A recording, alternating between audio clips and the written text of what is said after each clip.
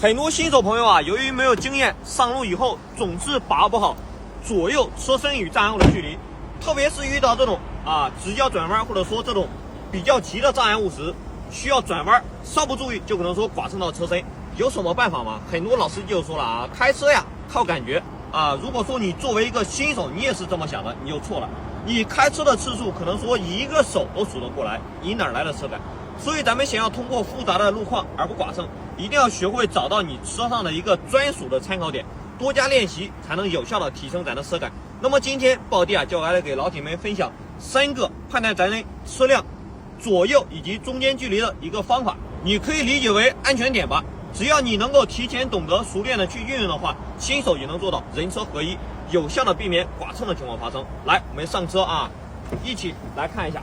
首先我们开始练习前，最好找一个车比较少、人比较少的停车场去练习，能避免很多不必要的事故。首先第一个点位，也就是咱车辆的中心点。当我们在路上遇到一些突出的低矮的障碍物时，就比如说这个井盖，我们就可以用这个车中心位置去对准，安全的开过去。一般车辆的中心点，也就是说在方向盘12点钟偏右一点点也就是说1点钟的方向，这个位置延伸出去，也就是咱车辆的中心点的位置。哪里是车辆12点钟，咱们要知道，也就是说方向盘正中间的位置是12点钟方向，正中间位置偏右一点大家看一下，现在我食指是正中间12点钟方向，偏右一指，也就是说现在我中指这个方向延伸出去，就是咱车辆中心点的位置。那么接下来咱们就用前方这条黄色的长实线来实验一下，看咱车辆中间点究竟是不是现在暴弟说的1点钟的位置。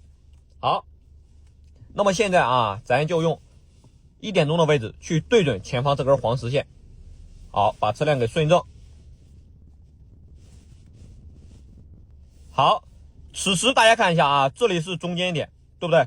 中间点偏右一指的位置，就是说我中指延伸出去这个点位，对不对？对准以后，咱们现在下车去看一下此时咱前方这条线是不是刚好在咱车辆最中间。好，大家此时来看一下，这根黄线是不是正好贯穿咱车辆正中间呢？那么也就意味着这根黄线它就是咱车辆正中间的位置，咱方向盘1点钟的位置，也就是说咱车辆正中间的位置。知道这个点位以后，下次真的遇到路中间有低矮的障碍物又无法绕开时，咱们就可以利用刚才暴弟所说的这个点位去对准它。好，咱现在上车。好，咱现在上车以后咱就把刚才暴弟说的这个方向盘1点钟的位置给它做一个标记点。大家看一下，就这个标记点延伸出去，是不是刚好对准前方这根黄线呢？对不对？那么做好标记以后暴弟这里提醒大家一下，可能身高坐姿不同，咱们这个点位会有所偏差，大家可以用暴弟这个方法去测试一下。也就是说，你先把这个黄线贯穿咱车辆中间以后，咱坐进车内看看哪里和黄线重合，咱就做一个标记。做好以后，找到属于你自己的专属点位以后，只要你测试好，当你下次在路上开车遇到这种突出的低矮障碍物又无法绕开时，咱们就用这个中心点的位置对准它，这样咱们就可以轻松的通过。大家看一下我车外的视角，是不是很安全？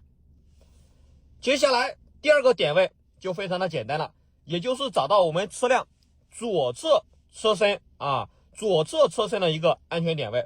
咱只需要很简单，把咱车身左侧停靠到前方这根黄线30左右的地方，记住前后轮要停平行。好，暴弟先把车给停好，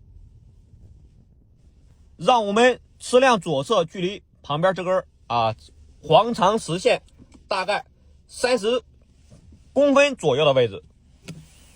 咱现在下车去看一下，大家看一下让咱车辆和这根长黄线保持30公分，对不对？停的暴弟停的非常的标准。咱停好以后干嘛？上车。因为此时咱们知道车辆距离这根黄线30公分，对不对？好，咱上车以后看看这根黄线在咱车上哪个位置。好，此时咱停好了咱来看一下，此时这根黄线看它在咱车上哪个位置，它是不是就在我们方向盘9点钟延伸出去的位置？大家看一下，咱方向盘最左侧9点钟延伸出去的位置刚好和前方黄线重合，对不对？那么此时也就意味着咱方向盘最左侧延伸出去这条线，它就是咱车辆距离障碍物30公分的点位。有可能你的车型和我的位置不同啊，还是那句话，毕竟坐姿身高都不同，对不对？咱可以按照抱地这个方法，也就是说把车停好，停到这个黄线30公分处，然后呢上车去看一下。如果说你不是方向盘最左侧延伸出去的点位，那么咱就像抱地一样啊，准备一根粉笔，然后呢到前方做一个标记点，把咱所看到的重合的位置做一个标记点，它就是咱车辆距离障碍物30公分的安全点位。那么找到你属于你的专属点以后，咱们下次开车上路就会清晰的判断出咱车身的一个位置。现在抱地演示给大家看一下它的使用方法，给大家演示一下啊。比如说前方啊有一个大货车，对不对？咱需要避开这个大货车怎么办呢？如何才能不剐蹭？那么咱们啊就用刚才抱地给大家做的这个点位啊，扫着前方这个大货车的轮胎底部走。那么此时咱车辆距离这个大货车至少也有30公分。咱看一下啊，好，用这个白线的底部对准前方大货车轮胎的底部，对不对？咱们就这样往前开，咱开车肯定可以安全的通过，至少还有30公分的安全距离。好，大家看一下，始终扫着大货车的轮胎底部走，对不对？好，此时咱来看一下，先看后视镜，咱车辆距离这个大货车是不是还有啊至少30公分的安全距离呢？对不对？那么咱啊再来开门看一下，看看这个距离，大家看一下，门还可以安全的打开，这个距离是不是刚好大概30公分左右呢？抱地下车给大家看一下。好，看一下，咱左侧距离障碍物30公分的安全点位。那么下次咱需要会车时，咱们就用刚才抱地给大家分享的这个点位，咱们就会轻松的会车，或者说轻松的通过窄路。那么接下来第3个就是判断咱车辆右侧的一个安全点的位置了。其实啊很简单，咱还是按照刚才抱地分享的这个方法啊，将咱们车身右侧停在距离这根长黄实线30公分处的地方。停好以后，我们上车。好，此时咱们上车找一下所对应的参考点，大家看一下，前方这根黄线和我们车上哪个位置相交重合呢？对不对？是不是抱地现在手指比向的地方？那么同样的，我们用粉笔啊给它做一个记号。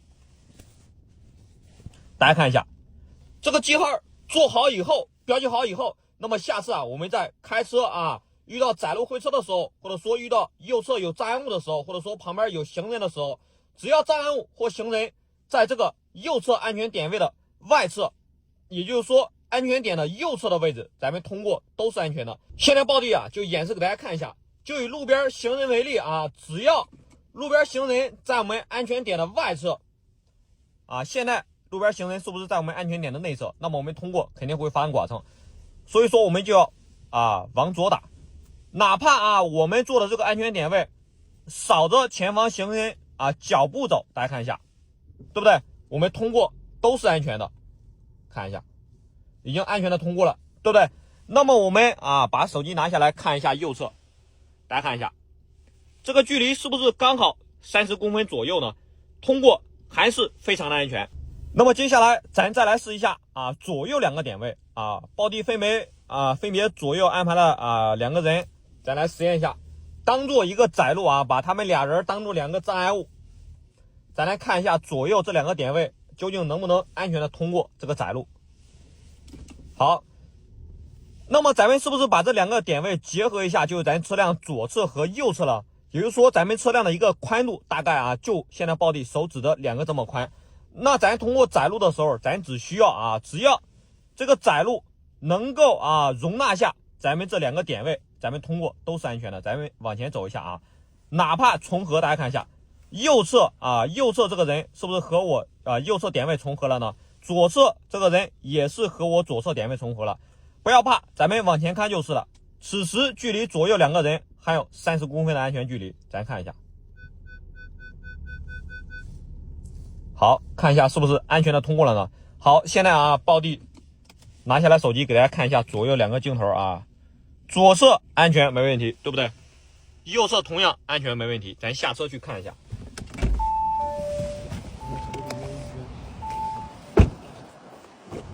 好，再来看一下，左右两侧各留30公分，对不对？通过非常的安全，只要你掌握好这2个点位，就没有咱通过不了的窄路。